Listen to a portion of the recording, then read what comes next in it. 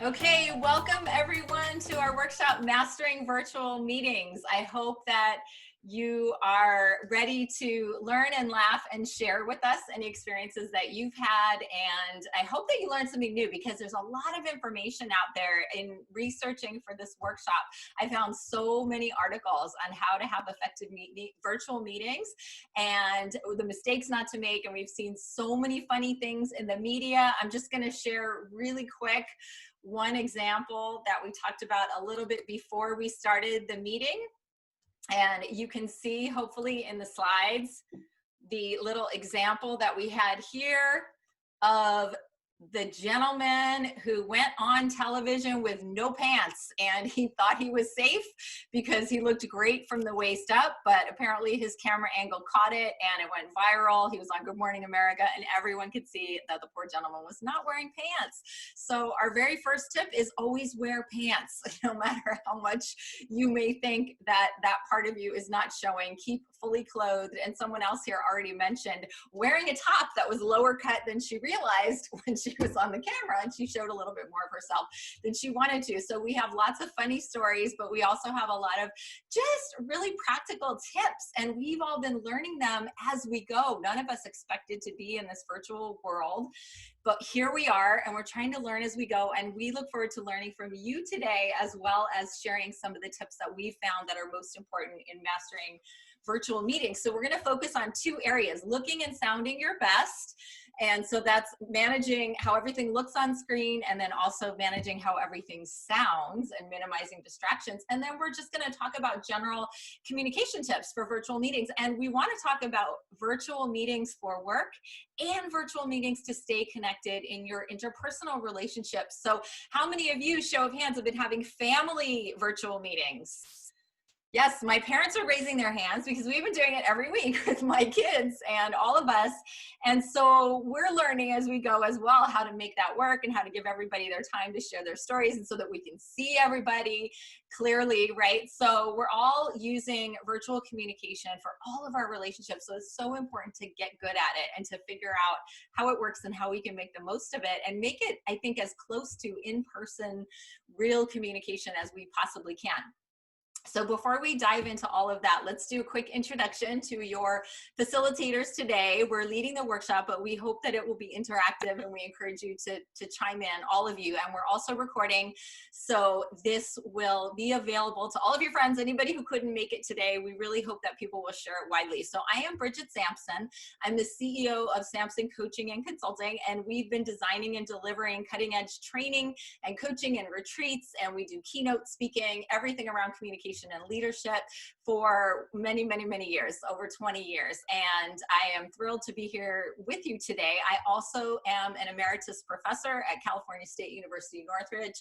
I taught there for 28 years. So I taught a variety of communication courses: interpersonal communication, intercultural communication, public speaking, and all of the other courses that go along with that discipline.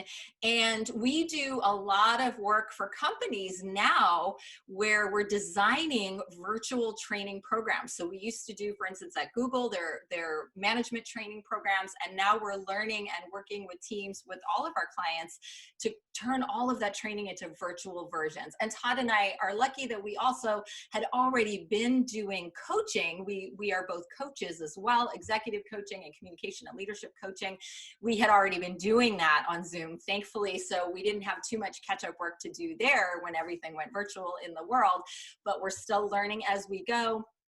And we really appreciate you all being here today. So that's my introduction, and I'll turn it over to Todd to introduce himself to you. Yeah, hi, thank you, Bridget. I won't bore you with any of the redundancies of having taught at CSUN or still teaching there and being part of faculty. I do have a previous life in the music business that I try to bring to bear on everything we're doing. We're seeing, I want to shift and just say we're seeing this very real transition into virtual worlds, right? And whether the pandemic, or as we say in California, they say in Southern California, all this stuff or this situation. With all this going on, it's just becoming a staple of what's going to happen, right? We have Twitter and right, Square Pay already telling all of their employees that they can work remotely indefinite forever, right, in perpetuity forever. Recent survey, really reputable survey, said at least 5% of CEO surveys said at least 5% of their remote workers were going to stay just as such, and 25% were going to be permanently telecommuting. So part of today is to, one, kind of establish the relevance and give some tips, but also just remind us to be thoughtful and intentional in the way we present ourselves, right? We teach public speaking, interpersonal skills, all this different communication skills. We would want to treat our online meetings and trainings, et cetera, just as we would and put the intention and time that we would into an in-person meeting or training, right? So whether it's the setting or the sound or the way we carry ourselves and hold ourselves, we're learning new practices. And it's kind of new for everybody. So we get to do it together. So that's me. I'm going to pass it back to Bridget, and hopefully we can add just one or two things to your thoughtful repertoire as you prep for all these new and exciting meetings that you're doing.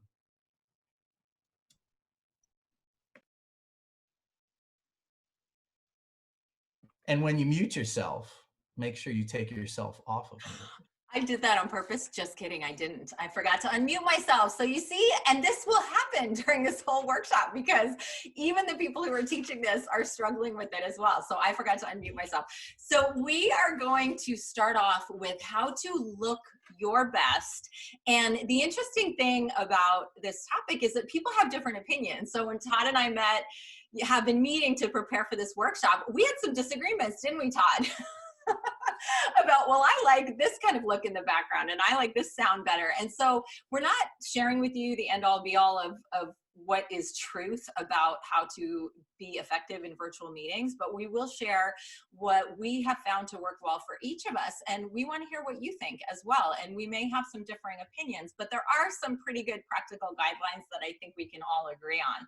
So the first thing I want to say, and I'm looking at all of you, and curious if we might even be able to in real time make some adjustments and see how that works. So if you want to play around with it and ask for feedback, let us know since we can see you. We are supposed to have our camera at our eye line. So right now I am looking at the very little green light on my Mac laptop, and it's right at eye level, which is supposed to be exactly the right angle to be the most flattering, for one. Not that we want to be vain, but you know, the different angles will make people look like they have more chins. They will be very unflattering. And so if that sort of thing matters to you, you know, it's really important to know you want your camera at eye level. So that's where mine is right now. The rule about how much space above your head is 2 fingers. So I'm trying to, I think I'm about that right now. So you want to put 2. So a lot of you have tons of space above your head. So you would either want to get in a lot closer to your camera or adjust that sort of thing. But I don't know if you've been seeing this, but I've been seeing a lot of this sort of thing in meetings. Hi, I'm here for the meeting today. How's everybody doing? Has any of you been seeing that?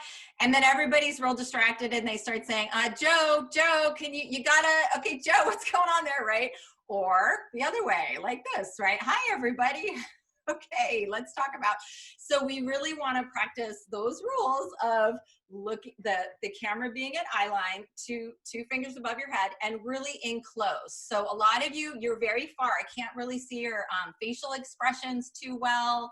You have a lot of background where I can see what's behind you, but I can't really see your face. So these are, and by the way, these are not just my recommendations. So if you're like, well, that, you know, that's just her opinion, I promise you there are a couple things that are my opinion, and I will call those out, and you can disagree, and Todd may disagree, but these are things that I read in countless articles and saw in countless videos that I looked up for this workshop.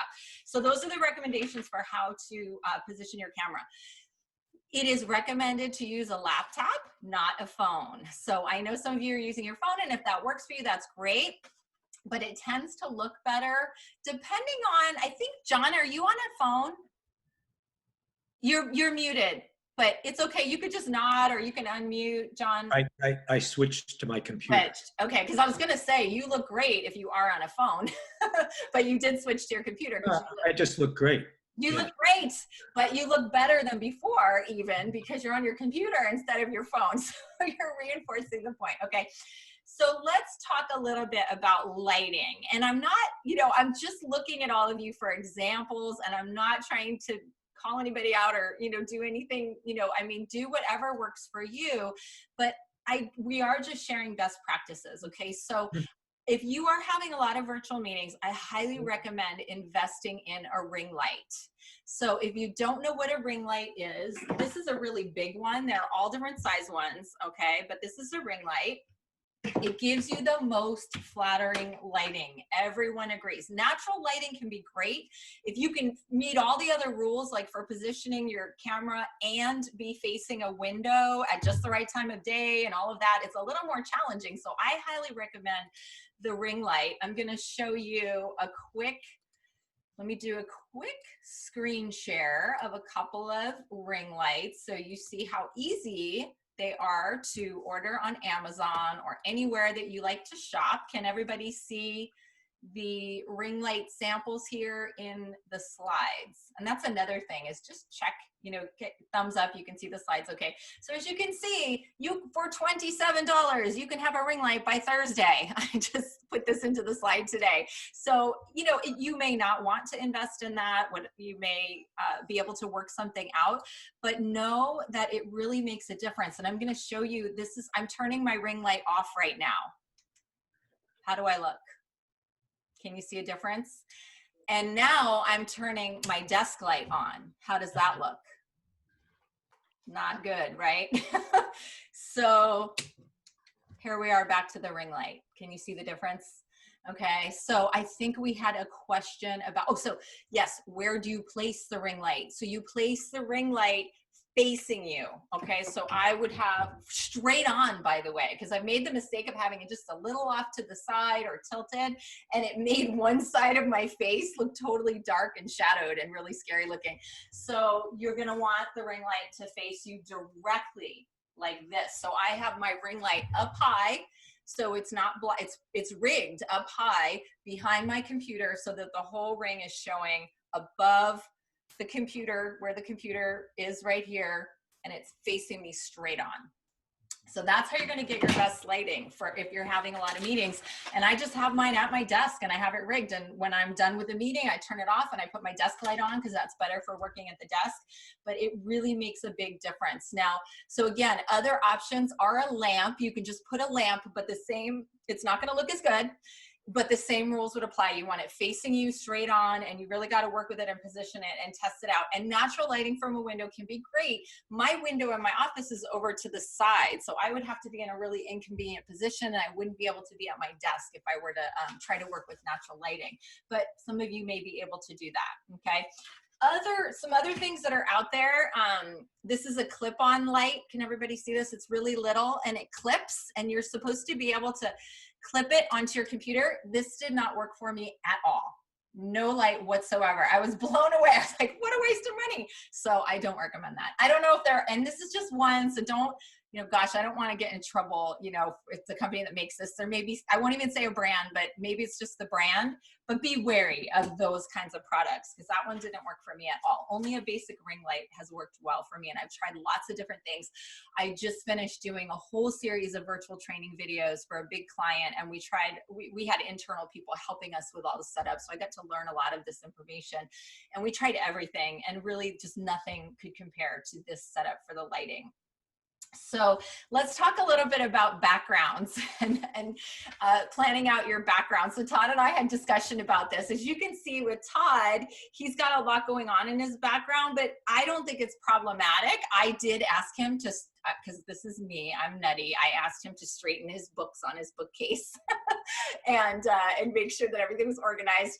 And then he put up some meaningful artwork. And when Todd was in the music industry, he had if I say it correctly, tell me if I don't say it correctly, but an album go gold that right. So he's got his gold album there on the wall, which is probably displayed, which I think is awesome.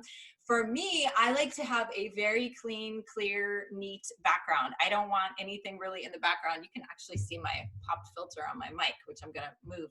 So that's really personal preference, but my big rule on the background, especially if it's a professional meeting, is just please don't have distracting and messy backgrounds. So I've seen everything, I'm sure you have as well, from piles of papers spilling over in the background to boxes and you know, things being off kilter, or just like, you know, imagine Todd's bookcase if all the books were kind of just askew and all over. I mean, some people don't notice those kinds of things, but a lot of people do. So I like to have just a very, tilt this, like a basic background. I like to have flowers, and I'm in my office, and have it very non-distracting. So think about that. Kids, pets, you know, we understand, we're forgiving when they come into the picture and there are things going on in the background, but just, we can try to minimize those as much as possible for professional meetings. I actually think it's kind of cool. A lot of the people I coach and work with, I've gotten to meet their kids and their other family members and their pets when I wouldn't have otherwise. So it can be fun, but there's kind of an expectation that we'll do our best to minimize that if we're in professional meetings. And, oh, I meant to bring a sample, but I didn't, of a striped shirt. Have any of you seen when someone wears a striped shirt and it becomes wavy? I thought that that didn't happen anymore, but it happened to me very recently in a meeting. Someone had said, oh no, they've corrected for that on the computers, but it actually happened. And I was concerned because I was in a meeting and I was wearing a striped shirt and I saw the waves, and I was hoping that other people didn't see that. So I recommend solid colored clothing. I'm wearing just a solid black top right now. So this is still looking our best.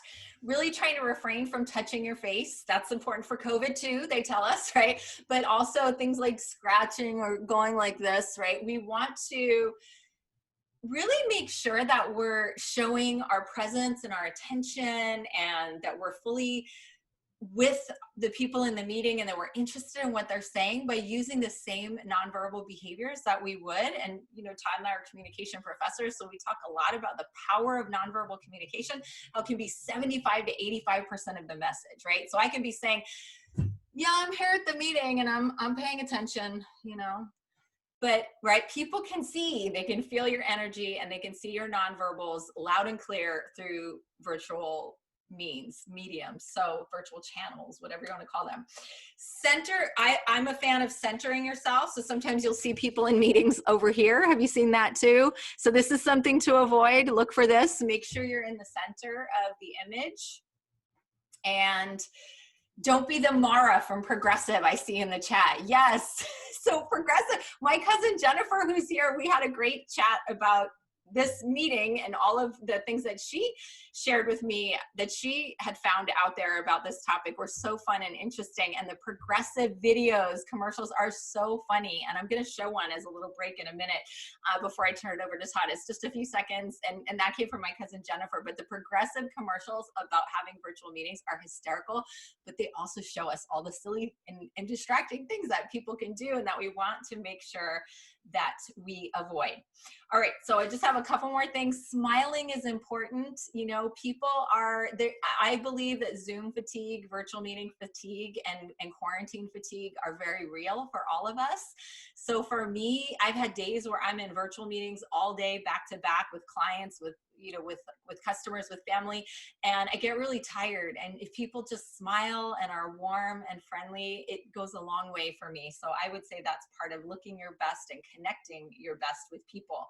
All right, let's talk for a moment about virtual backgrounds. Are any of you using virtual backgrounds? Okay, a big word of caution about virtual backgrounds, I'm gonna do it really quick for a minute, is my personal opinion is they look a little strange, a little off, okay? So, oh, actually you can do it directly. I always forget this, that you can do it directly from your video. So I'm gonna switch to a virtual background and see what y'all think. How would you feel if I came to a meeting with this as my background? Would that seem professional? I think it's weird because like the outline of my hair is really weird. And then look at this, like it looks like my hand disappears if I go back here, right? But you know, it depends on what you're trying to achieve. If you're trying to have fun and joke around, does anybody recognize this background? It's The Simpsons, right? So you can, and yeah, so someone wrote, looks like bad blue screen, right? So exactly, it's kind of a bad green screen, blue screen, however you want to call it, whatever you want to call it. But you can have fun with backgrounds if it's informal. But my biggest recommendation is if you're having lots of virtual meetings, just create your background in the room that you're going to be in the way that you want it to look and the way you feel good about it in the background. You may have a degree up on the wall. You may have meaningful images behind you. It's totally up to you, but I'm not a big fan of the virtual backgrounds unless you're being silly and having fun and playing around with them, which is cool if you want to do that. Yeah, I just want to please for a second, considering the formality or informality of who and what you're meeting about, who you're meeting with, et cetera, is also, highly appropriate here. I certainly don't do all my meetings from this location. This is definitely the more formal of the locations that I present. But sometimes, for instance, I'll go out back if it's a nice enough day out and try to do coaching in a more informal setting, right? Just like we would maybe take a walking meeting rather than having a meeting in our office, considering what you're trying to achieve and with whom, and then setting up your background or your location as in appropriate way. I would recommend that. Yeah, totally agree, Todd. And that's a really important point, that if any of these recommendations feel, overly restrictive or that it doesn't relate to your situation, we totally understand that. We're just trying to share, again, some guidelines, and a lot of them are really more for professional situations.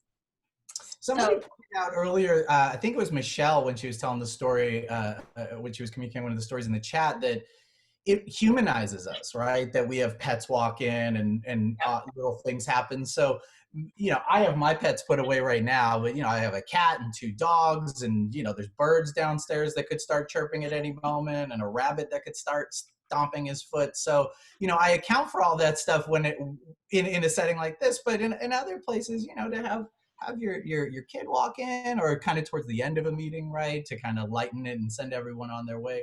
These are just things to consider. There might not always, my dog snore loudly through all my meetings. Yeah, Evelyn. So I don't know if what do you have, pugs, or what kind of dog is it? She's a pit bull. She's just really loud. Aww. Yeah. And so just considering it, but really being making it appropriate rather than having hard and fast rules for all of this is something we're trying to communicate to everyone. By the way, Evelyn, I really dig your background. I like it. I like it a lot. Thank you. Not virtual. It's real.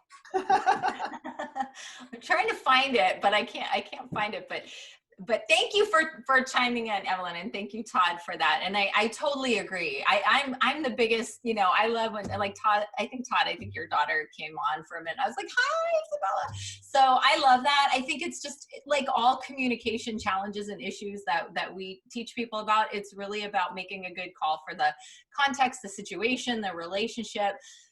If I were on the phone with a client, trying to pitch an important project, I probably would take extra care to make sure that there weren't distractions and things like that.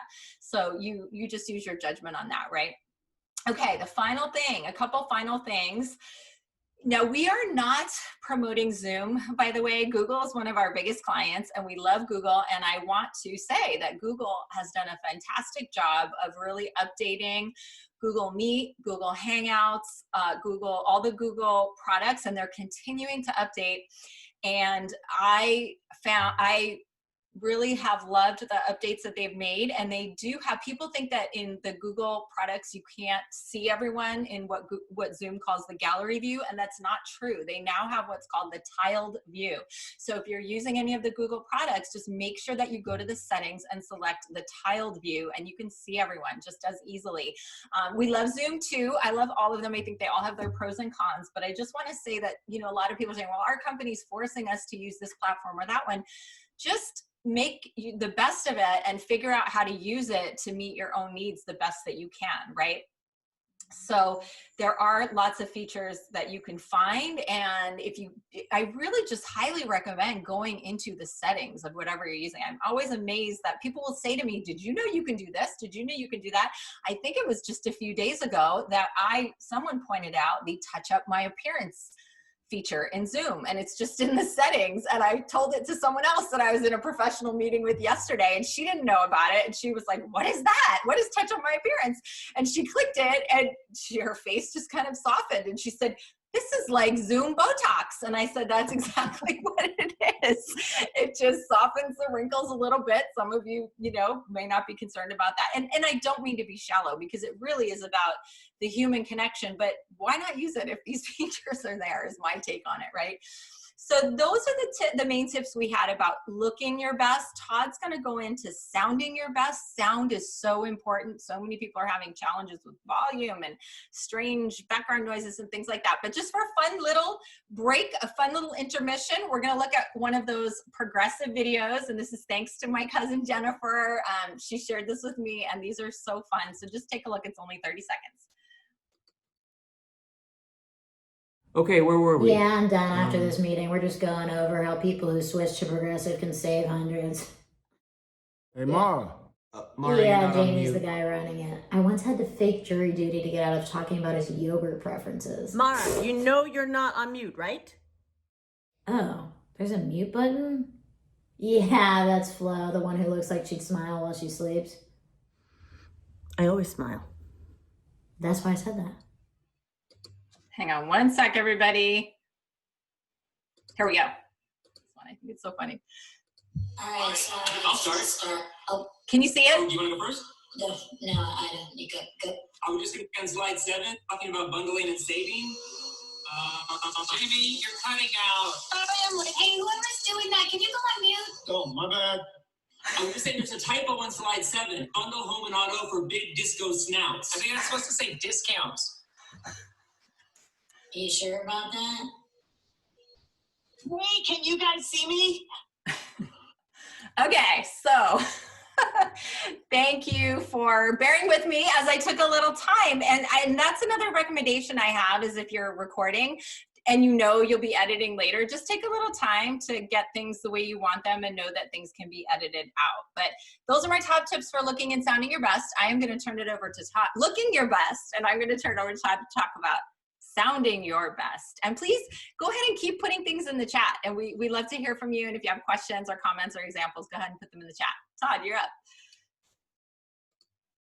You're muted, Todd. I'm reading what Jennifer wrote in the chat, that these long breaks happen during in-person meetings, and we really don't think twice about them. But if they happen, online, all of a sudden it's some big pause that we have to cut out. So yeah, great point, Jennifer. And really, the goes along with your point, Bridget, about giving everyone some grace and just appreciating the humanity, the humanness of all of this. Yeah. Well, in keeping with that, one of the cool things that's happening with working at home is that they're doing a lot of research into quality of life, and that, in fact, the quality of life of a lot of the workforce is improving, because they, while they're having to find new ways of work-life balance, and certainly as leaders in our spaces, can be thoughtful about the ways we help them realize their new spaces. But quality of life is improving. And so, in keeping with the stats I gave you at the start, and with this idea of quality of life, I want to read you a quick quote from the CEO of Morgan Stanley. He told Bloomberg, "We've proven we can operate with no footprint. Can I see a future where part of every week, certainly part of every month, a lot of our employees will be at home? Absolutely. It's saving money, roughly like $11,000, $15,000 a year per employee. So the reality of all these new habits is, whether we like them or not, or whether we like the setting or not, is we're all going to have to get used to it. And we can all pretty much do better, just like when we're speaking in public. Like I teach and practice myself, I can always get better. And as well, me and Bridget were joking about, we're just getting better presenting and being comfortable here in this setting with all of you, lacking the nonverbals, not seeing, legs bouncing and people shifting and things of that nature. So again, recommendations. So quickly with the sound, if you've paid attention and watching the news, you notice that people speaking through AirPods and, Google Pixel headphones can be hit or miss. And so I would encourage you, like I have Google, in preparation for this meeting, I have Google Pixel earbuds. They didn't work very well.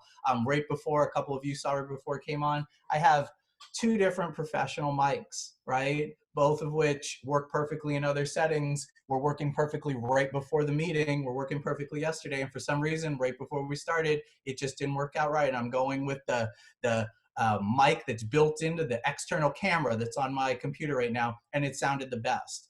But it took me working through all those and having the various options to even put my best foot forward, right, to present myself in the best possible light, and make sure you can hear me. Can everyone hear me okay? Yeah, all right, just checking it. What And else? I would just say, Todd, in case anybody came on before we were saying that, we literally were trying to figure that out right before the meeting, which is why we got on early. But if you want to pay attention, I am using a professional mic, this mic, and Todd is just using, you said the computer mic, right? Yeah, or the camera yeah. mic. So if you want to pay attention a little closer, for those of you who are interested in this and thinking about buying a mic, mine is professional, Todd is the computer mic, so you can compare which you like better. And literally, my mic is attached to the external camera because my laptop camera broke some time ago, and I didn't want a whole new laptop, so I got an external camera for $40. And this is the mic that's built into my Logitech camera, and it's working better than $100 studio mics that are used for miking guitar amps and doing professional vocals. Compliments to John Parker, who's also on this call. Thank you very much. So something that we already covered, right, and that in co-hosting a meeting versus being a participant, you want to think about is whether or not you're going to mute and unmute yourself. If you're going to keep yourself unmuted, again, with the sound, I don't know if you all can hear my chair rolling right now when I shuffle papers, right? But all of the different sensitivities that we pay attention to, right? Like I have some notes in front of me, but I have them, if I'm gonna have them on paper, I have them in one sheets. And if I'm gonna have them on my screen, I have them sitting behind, but I certainly don't wanna be distracting all of you with miscellaneous sound. It's garbage day today. That's why my dogs are in the rooms, because I know the garbage truck's gonna go by at some point and they're gonna be barking their heads off, right? I had to consider, it's Tuesday. I said test the equipment ahead of time. I already talked about that. And ask for some feedback, right? If Bridget was discussing ahead of time before this meeting, how did she sound? She certainly sounds well on this mic. Sounds good on this mic. It's tinny though, as John pointed out. It's tinny. It could be clearer. And certainly when you need to hear the nuance of people's discussion, like in coaching, I can't miss 1 or 2 words. They could be very important words. Paying attention to our internet connection, right? I don't know if I'm coming in and out for you right now, but just as a tip for sound, if we've got poor internet, and by all accounts, roughly 25 to about 40% of us have pretty poor internet connection, or it could be improved, it's gonna cause issues in your meeting. So all of these, again, is back to the initial point, being intentional and very purposeful in the way we set ourselves up, just like we would set up our office, just like we would think about how to present ourselves best in a public setting. Have you all turned off your notifications? Did you all remember to do that? Luckily, you're muted, so we don't actually know. That's right, Patrice, I see you. See, I do like the nonverbals. I'm paying attention. And I want to point out that when you're in rooms that are carpeted versus tile or wood floor, you can be very echoey. So I recommend, and it's always fascinating to me, that we have access to all this technology and don't do a little check of ourselves. You can record yourself on QuickTime. You can record yourself on Zoom. You can record yourself on GoogleMeet. There's so many ways to do a check. Even, I mean, for my daughter who's 8 and signs into Zoom for her dance class on Thursdays and Saturday, we still go on and check her Zoom connection, her video, her audio, to make sure that my 8-year-old is coming in appropriately to her dance meeting. So I'm trying to teach her young. So we're all capable of doing that, and it shows a level of professionalism that we would all appreciate on the receiving end. So we want to offer that as well. Bridget, did you have anything to add? No, I think that was perfect, but I think it's fascinating to look at this in real time. So I just put on my pop filter and I want to see if anybody can notice any difference. So I was getting feedback in the chat that it sounded a little tinny. How does it sound now? Does it sound better or the same? My dad's nodding. So my dad has been working with me on this microphone issue. And it's just funny how no matter how we've put hours into trying to figure it out and trying different setups, and it still, you know, changes each time, to your point, Todd. So any feedback, anybody want to chime in and say what you've noticed as far as our sound? So you heard me in the beginning with the mic, with a professional mic without a pop filter. And now you're hearing me with a pop filter closer also, because someone commented that they thought I might want to try getting closer, and you're hearing Todd on the computer mic. So has anybody noticed a significant difference? You sound better now. Okay. Less tinny. Okay. More present. Okay. Thank you, John. And this is coming from a Grammy award-winning musician, by the way, if you did not know, right? Well, your presentation facially is good because it's right there. Todd's is a little far back, so Okay. yeah. And if Todd moved closer, we could hear him at an equal volume with you. How about now, sir? That sounds perfect, and the audio is perfect. So these little adjustments, real-time adjustments, and I noticed when Bridget leaned over, and I'm doing the thing, right? Leaned over, her sound changed as soon as she leaned closer to her mic. This is distracting. Almost, it can be distracting. Almost the way when Mr. Green put up his background, I was staring at his palm tree blowing in the wind and the waves, and then I started thinking like, wait a minute, I'm on a training. I'm on a Zoom call right now. Pay attention, Todd. I thought, ooh, the waves. Those waves look lovely as they were rolling in. So things can be distracting. Jerome, what do you think about that, Jerome? I can distract you more, Todd, if you want. I knew you'd have something like that to say. Jerome is just as much a kidder as you are, Todd. I think I parred that hole, Jerome. I think I parred that hole right there. Yeah. Remember that, Todd? I do remember. He did part that hole. I did. It's in Hawaii. And So, once again, Bridget, I passed up actually playing golf to come listen to you. oh my goodness, I can't believe it. We're not worthy. You should be playing golf, Jerome. But no, thank you all for being here. I have to say, 23 people here is very, very exciting, and I'm very honored and happy that you all came today. And I always feel this way in these meetings. Can you hear me okay? Yeah, I want to address something that Michelle put in the chat. She says, I have a question, and thank you for telling us you sound great, Cherise. It says, what do you recommend for those of us who don't have a dedicated quiet space for Zoom meetings? She says, for example, my office is in the dining room table right now, Monday through Friday, so I often stay on mute, try to participate through the chat as I'm doing now. Thank you, Michelle. Unless I truly need to speak or I'm hosting thoughts, she's still muted. Go ahead, Bridget, and then I'll jump in. Yeah, this is a really tough one, and I'd be curious to hear what other recommendations everyone else out there has. And I have seen people in everything from a corner of their backyard that works better if it's not ideal necessarily if there are birds chirping and things like that, to a closet. I actually had a very professional colleague that had kids at home, and just she found a corner of a closet that she was able to make really quiet and create lighting in there somehow with the battery lighting setup.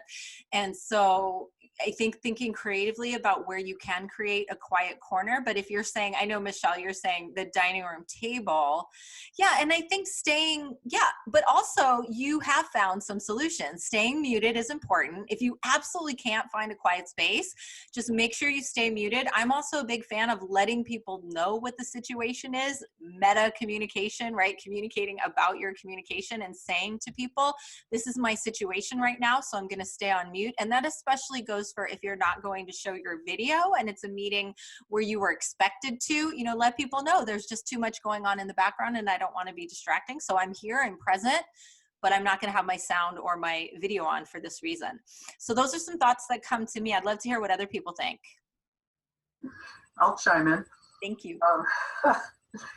I put in the chat, I had a student who was Zooming, the meeting had been on, the class had been on for 45 minutes, and then he wasn't participating. And so I kind of addressed a question to him to draw him in.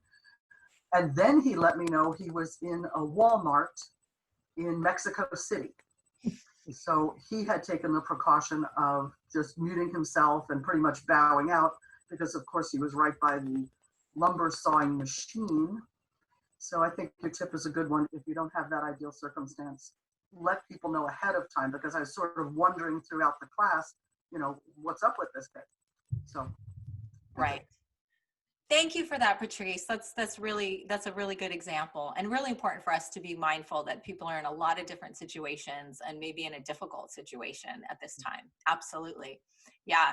Other thoughts about how to find that quiet space? Anything that's worked for any of you or that you've seen work for others? Yeah, I'll go ahead and chime in, Bridget. Thanks, Gina.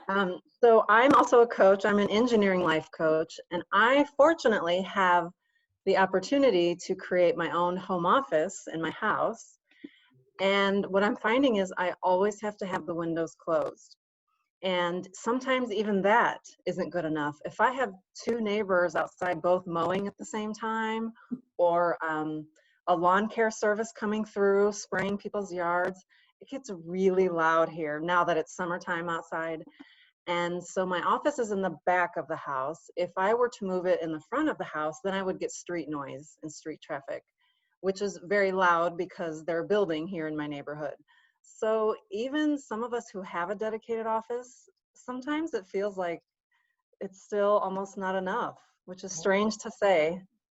Gina, I totally agree. You like, this is an open, I'm in a loft, right? So if my kids are feeling particularly, you know, loud that day, or if any of the windows are open, because most of my house is not carpeted, Gina, I went around and closed every window in my house before this meeting for exactly that reason. Yeah.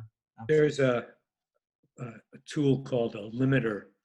So depending on how there's probably limiters that, you know, can be in the computer, or if you have it outside, they make them physically, that stops all noise coming across unless you're talking. So when you're talking, it puts whatever is loudest is in the foreground, so that lawn mowing would be way in the background and you'd be talking. And then the minute you stop talking, it shuts down the sound automatically. So the minute you start talking, the sound opens. The minute you stop talking, the sound closes.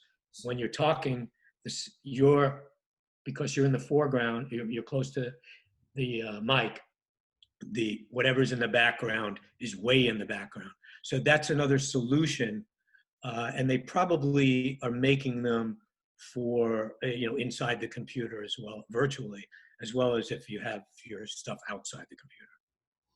Yeah, Bobby says you might have to invest in creating something like a music studio for Zoom meetings, haha, but maybe for real, some form of that, right? Like limiter, you said it wasn't condenser, it was a limiter, right? That you just mentioned. Limiter. It's something that Michelle, right, on Pilot headphones, very good point. That's something Michelle could invest in, or somebody who doesn't have privacy in that sense to try to create that.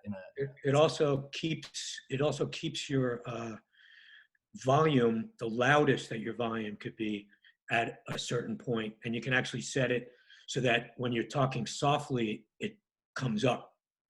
So it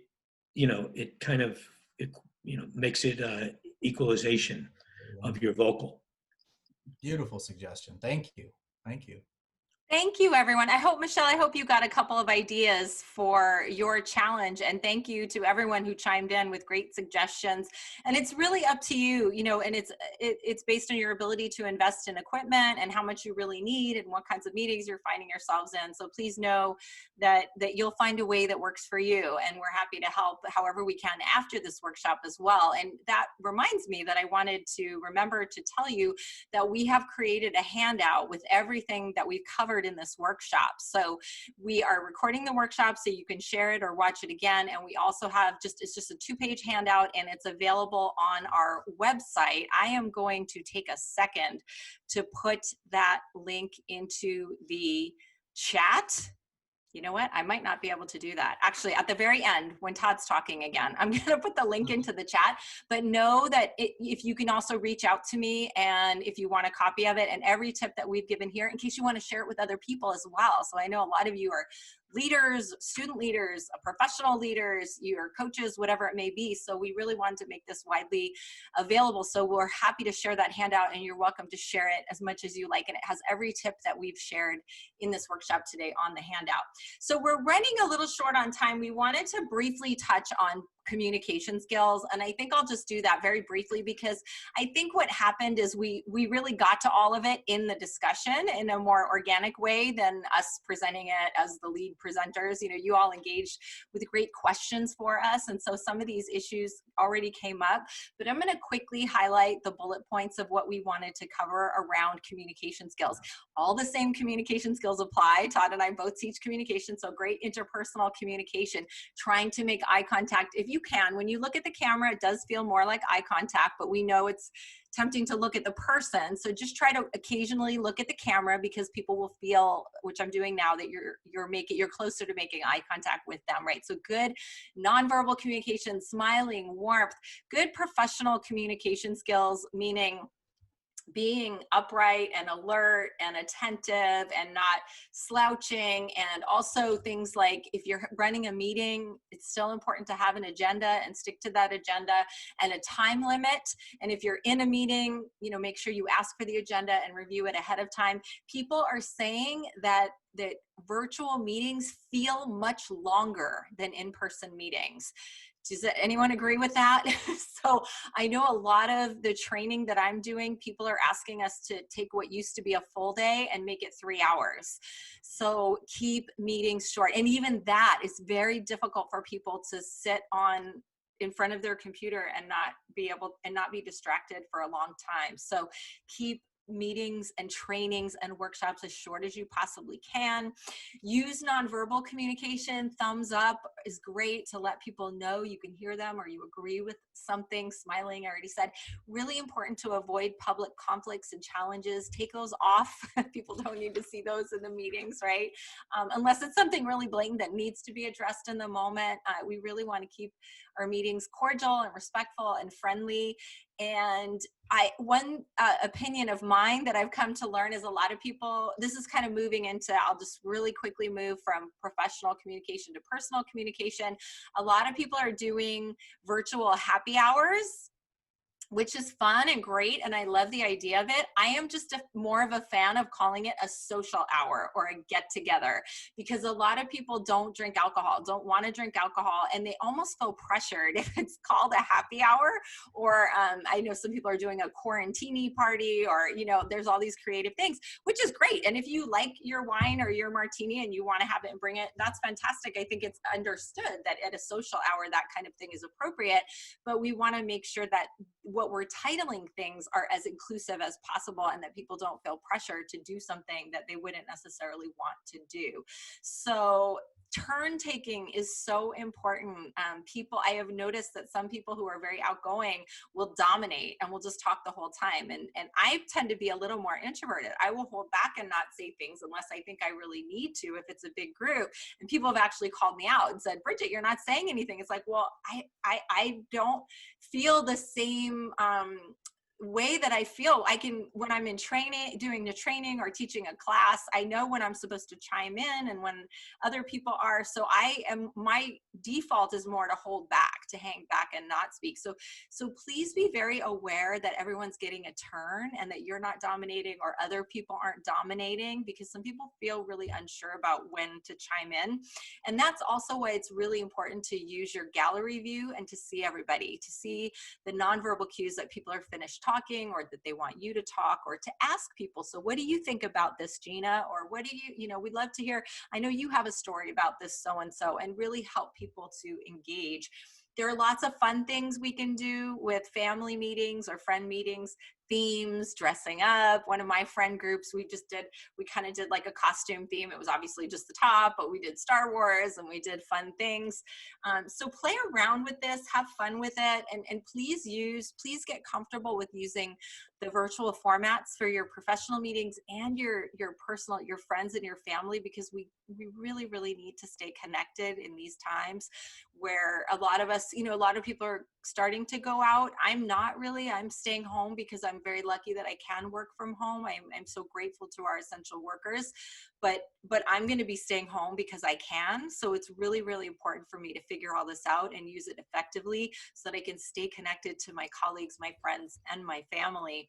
And so I hope that we shared some tips with you that will help you to do that as well.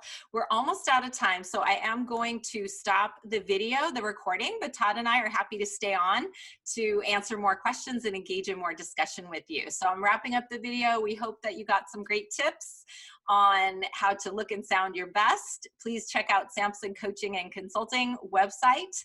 It's just Sampson Coaching and Consulting. We have lots of workshops available, free workshops on YouTube. We record everything that we do, and we have a whole series on navigating the unknown during this pandemic. So please check that out. Thanks, everybody. So Wendy, what was your question? Well, so I have a comment and then I have a question. My comment is, if you have your own choice, limiting your participation to 25 less facilitators, less the amount of people, makes a huge difference, because I've been on as many as 6 screens that you have to toggle through. Yep. And each screen only holds 25 people. And so if you count yourself and anybody else that's co-facilitating and subtract that number, I was working with a coaching client who was new to Zoom, and she said, I'm going to put it at 35 because I want a small group. And I said, can I give you some information about that? Because it's a big difference when you have everybody on one screen versus if you're having to constantly remind yourself to toggle to screen 2 and 3 and 4 and 5 and 6 and more. So that was one helpful thing that I found along the way. Yeah. The question that I have is, what are the two of your thoughts on when to not use a virtual meeting and do a call instead? Because it seems like we're a little over-reliant on things using virtual meetings that don't actually require a video. I could not agree more. Yes, thank you, Wendy, for both of those very valuable contributions. I totally agree on that. I've done talks where we've got 6 screens, and I'm having heart palpitations. I don't know how people are responding to what I'm saying, or if people have questions, and I have to keep scrolling between the screens. So yes. This was perfect because we had 23 at the highest. So yeah, if you can have smaller meetings and fewer. And so, well, let's put her question, to the group. What warrants a call and what warrants a virtual meeting? Who has an opinion about that? For me as a coach, it depends on the relationship I have with the individual, or if I haven't seen them for a while. If I have a couple of clients in New York and I haven't seen them for 3 months. So I wanted to do a Zoom call with them because I wanted to see them. I wanted to see how they were doing. I want them to see me. They were very excited about that. Then I have some clients in LA that I see regularly, and I didn't want to see them. So I said, let's do a call. So it just depends on what the need is and the relationship. And if you haven't, I believe for me, if I have not seen you for a while during this COVID piece, then I definitely want to do a virtual. If I've seen you, or if the call is going to be 15 minutes, then let's just get on the phone and talk it. There's something that happens when you watch yourself speak, and it can be strange for people. And so to your point, that when we're coaching, I have clients that do so much better when we're just on a phone call. Right. And we don't have to worry about what we look when we're talking about sometimes real heavy information, right? Or trying to confront things. So I'd say subject matter and relationship certainly play a role. And I agree that when I haven't seen someone for a few weeks, it's important to lay some eyes on each other and connect even virtually. And there's something lost on the phone if you don't know in coaching, if you don't know the person very well. There's something lost, and you can't hear the nonverbal, right? Some of the nervousness or the excitement, right? Some of the things can be lost. So yeah. Other thoughts? Yeah, other thoughts about that? I would like to chime in. That's a really interesting thing you just said, Todd. So as a coach who coaches people one-on-one, I always do phone calls until the very end. When it's more relaxed and a little more informal, then I'm willing to do virtual. But what you said earlier, Todd, is so true about if you're coaching somebody and they miss one word, or you as a coach misses one word that's said, that could really change the context of things. And so I've noticed that, so I've done virtual and phone, and I decided phone is much better for me because it forces me to listen harder. And I don't have to worry about my facial expressions as they're talking to me, and they don't have to worry about my eyes raising in on them as they're thinking about how to answer a question, because sometimes people have to really stop and think about how am I going to answer this. So phone eliminates a lot of nuances that we have to worry about in the virtual world. And so for me, I just prefer to always use phone when I'm coaching. It's just my personal preference. Yeah, great point. Yeah. Any other thoughts about that? It's a really good question, and it's such an important question in the world we're living in right now. I think a lot of it also depends on the personality of your client. If they are a sensory-based person, that environment and connection and nurturing is a part of who they are, then they may want a virtual. Where if they are very more of a logical, let's get down to it, factual person, then the phone is probably going to work. At least for me, I find that's how I make some of my judgments. That's so really, I'm laughing because I'm thinking of, so very true. Can I add one thing to that? The age, as you were saying that, like my younger clients, like my teenage clients, I do all of them on the phone, and not because them looking at themselves just it just doesn't work. They're so distracted that I've switched to the phone completely for anyone kind of under the age of 20, and it's working very well. They're probably still distracted, but you don't see it then. But it's an interesting question, and I'm realizing that a lot of us who are still here are coaches. So I do want to make a comment about that's outside of the coaching world, which is I really think that for family and friend time, it is important for us to try to make the time to do virtual meetings. And I know like Gina and I were in life coach school together. So our group, we're meeting on Thursday night. We try to meet on Zoom. I think really like to see each other. And with family, with my mom and dad. It's so funny, Todd's dad's here, my mom and dad are here, and they both help us with sound. It's so cool. But we have a virtual meeting every Sunday, I already mentioned. So like, to me, it's really important when I really want like the human connection with family and friends and people I love, that I can see them. Not every time, we can do calls too, but I think that we want to take that into consideration, because there is a different connection when you can see someone and see their nonverbals and feel their energy. And with client, and I will say back to the coaching, because I'm coaching a number of different people on different topics right now. And with general life coaching or any general coaching, I give my clients the option. I say, we can do phone or Zoom. And I have found it very interesting how many clients have chosen calls instead of Zoom. And sometimes they'll say, well, I might cry, and I don't want to have to worry about that. There's a lot of crying, and which is great, getting it out. So I totally get that. And then as some do choose Zoom because they want to see me and they want to have that connection. And the one exception is I have clients who I do public speaking coaching with. I have one public speaking coaching client now, and that must be on Zoom because we record the practice speeches and things like that. So that's my take on that one. Any other questions or comments that any of you, I just want to call out Jennifer again, because Jennifer is my cousin who I adore. And we had a great phone call about all of life, but that it was kind of sparked by, she said she was coming and we were talking about this, and she emailed me a whole list of resources, including those progressive commercials and memes that I forgot to share. I was going to share the meme that said, tell me again about the new reply all, Jen. That there goes Colby again. Distraction in the background. That's my 19-year-old. It's not muting your mic is the new reply all when it comes to annoying things people do in communication. Right. But I wanted to add a comment about in choosing between a call and a meeting. In my previous job, a lot of the work that I did was facilitating different committees in a college setting, and some of the time we had committee members who traveled. They were people from the community, like retirees and other donors and things, and they would travel for months on end. And so the only way that they could continue to participate in our meetings was if we did set up a conference call.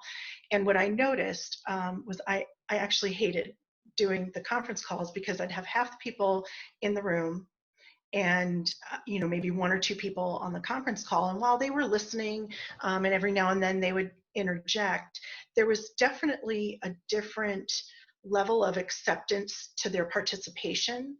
And so it seems like if we're going to do a conference call or a video call like this, everybody should be in the same format.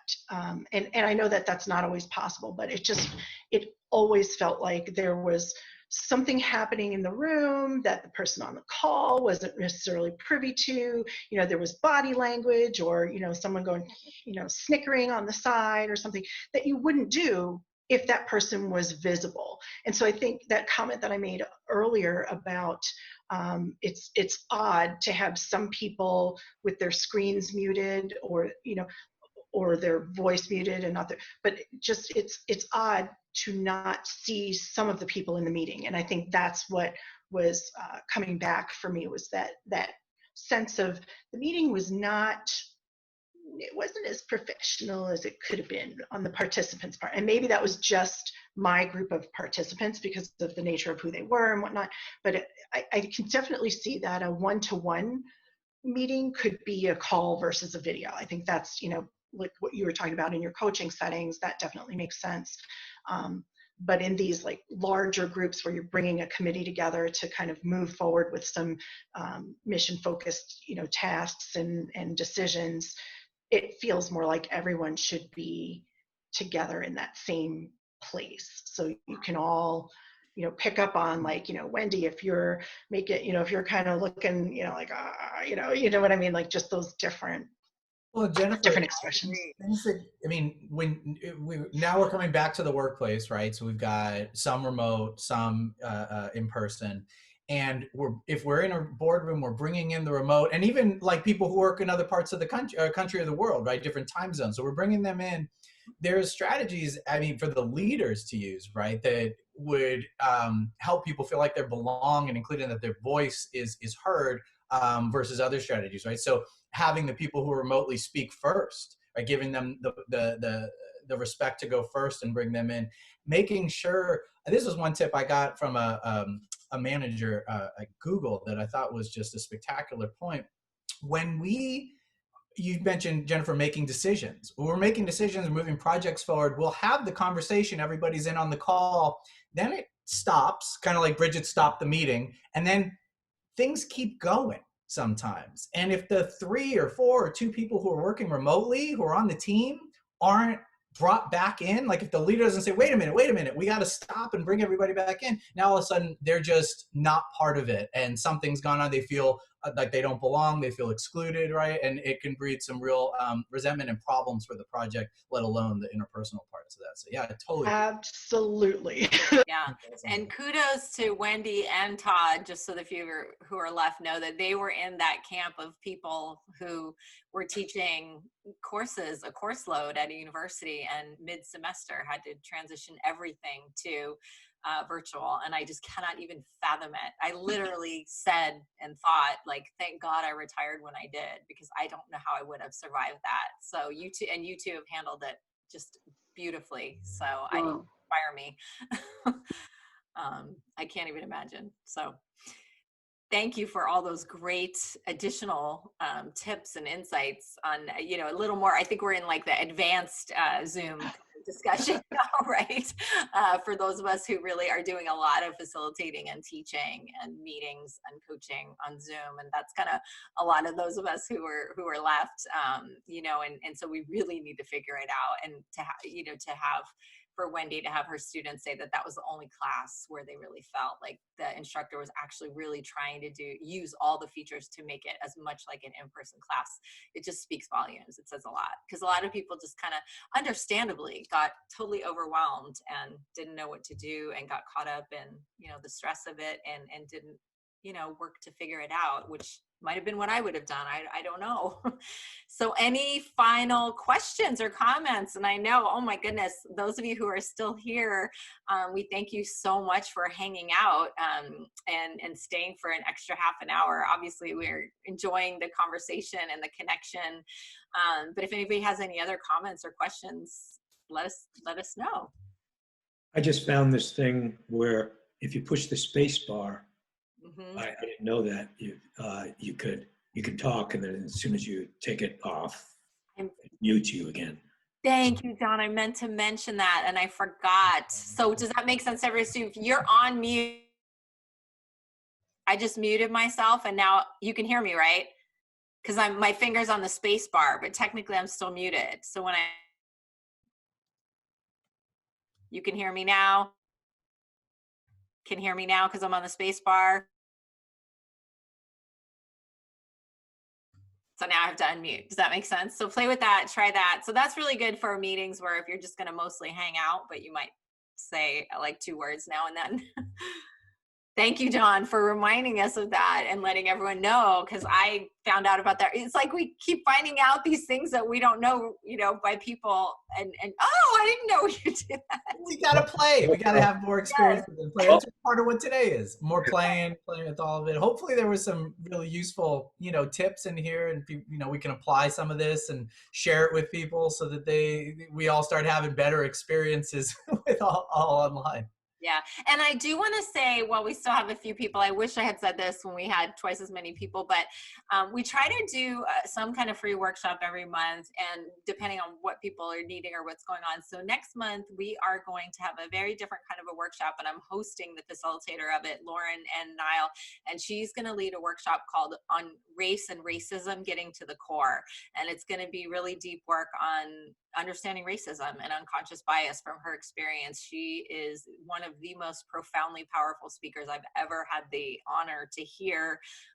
She actually had the experience of growing up as a young Black girl in the segregated South in the United States, and remembers vividly when the Civil Rights Act was passed, and one day she was able to go to one day she was not able to go to an ice cream shop, and the next day she was able to go to that same ice cream shop, and she remembers that day.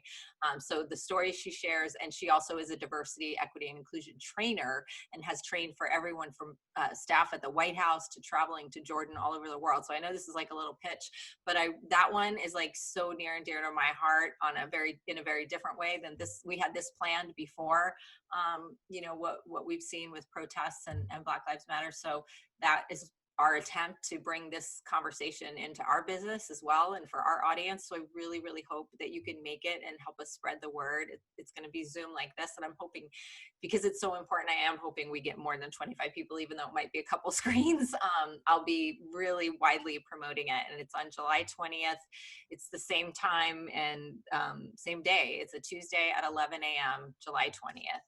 And so please, please be on the lookout for promotion of that. It's not me at all. We're just hosting it, and Lauren is just amazing, and she's just going to share some really powerful, personal, and professional information and research out there about race and racism, and from her own experience as a diversity trainer and as a Black woman who also has a Cornell law degree and experienced severe racism in her law program at Cornell, and talks about that as well. And you know, my mom and dad have seen her speak. When she used to come and speak in my class, I would beg everybody to come. I brought both my kids, I brought my parents. I was like, you have got to hear Lauren speak. She's just so amazing. And so I hope, thank you for letting me use this to pitch that, even though that wasn't really planned, but thank you. And so, yeah, so I think if nobody has any other questions, we'll let you go off to your Oh, the one thing I think I forgot to say is plan breaks between your virtual meetings. I have made the mistake of scheduling things back to back, and it's insane, and I'm hungry and I have to go to the bathroom and I realize 20 emails have come in, and you know, so please give yourself rest and breaks, and try not to schedule back to back. So my next one's at Bridget, 3. thank you so much for doing this today. This was wonderful. I wrote down some really good tips. It was so great to meet you, Todd. I've heard so much about you. Mr. and Mrs. Sampson, I love Bridget to death. We were in life coach school together, and she is near and dear to my heart. And Mr. Parker, nice to meet you too. Such a nice surprise to see the parents here. I know. I love it. I love it.